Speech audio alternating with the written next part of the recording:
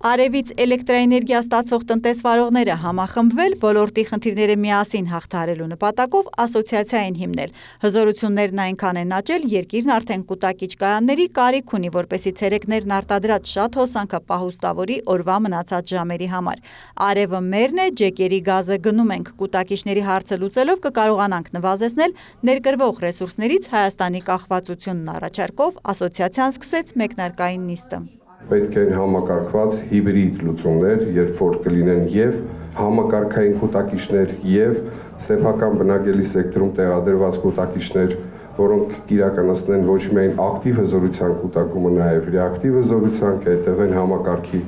հաճախականությանը, կբարձրացնեն էլեկտրաէներգիայի որակը։ Համակարգում ծագած ռեժիմային խնդիրների մի մասը կուտակիչները կկարգավորեն, համաձայնվեց հանրային ծառայությունները կարգավորող կառույցի ղեկավարը։ Միայն թե ասաց, դրանց կառուցման համար նոր ռազմավարություն պետք է մշակվի, որ չստացվի արևային կայանների պես տեղադրումը խրախուսվի, մասնավոր օգուտներ ստանա շահի, խնդիրները մնան պետության ուսերին։ Այսօր այդ օրենքները կամ այդ կանոնները արդեն աշխատում են ընդհանուր համակարգի դեմ եւ պետք է կարողանանք առանց վնասելու բիզնեսի կենսունակությունը որոշակի կարգավորող քայլեր անել, որպեսզի վերադառնանք ավելի ճիշտ եւ կառավարելի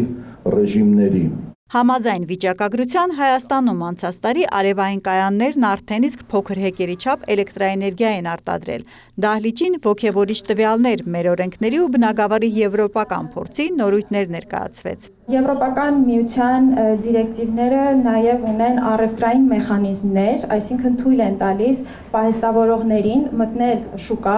եւ շուկայում հանդես գալ ոչ թե արտադրողի կամ սպառողի դերով, այլ հենց շուկայում հանդես գալ որպես առանձին ստատուս, առանձին պահեստավորող եւ մատուցել պահեստավորման ծառայություններ։ Եվրամիությունը նույնպես ողջունում է վերականգնվող էներգետիկայի մասնաբաժինն ավելացնելու ներդրողների ու պետության մոտեցումը, հայտարարեց EU for Energy ծրագրի փորձագետը։ Համակարգն այժմ որքան էլ խնդիրների առաջ, բնակչությանը դեռ թույլատրվում է արևային ինքնավար կայան տեղադրել ու ամռանն արտադրած հոսանքն օգտագործել ձմեռը տունը ջեռուցելու համար։ Քննարկվող կարգը, որը խոսվում էր այս մայիսից կիրառվելու է, առայժմ չի ընդունվել, տեղեկացնում են տարածքային կառավարման նախարարությունից։ Ոնց մինչ այս եղել է,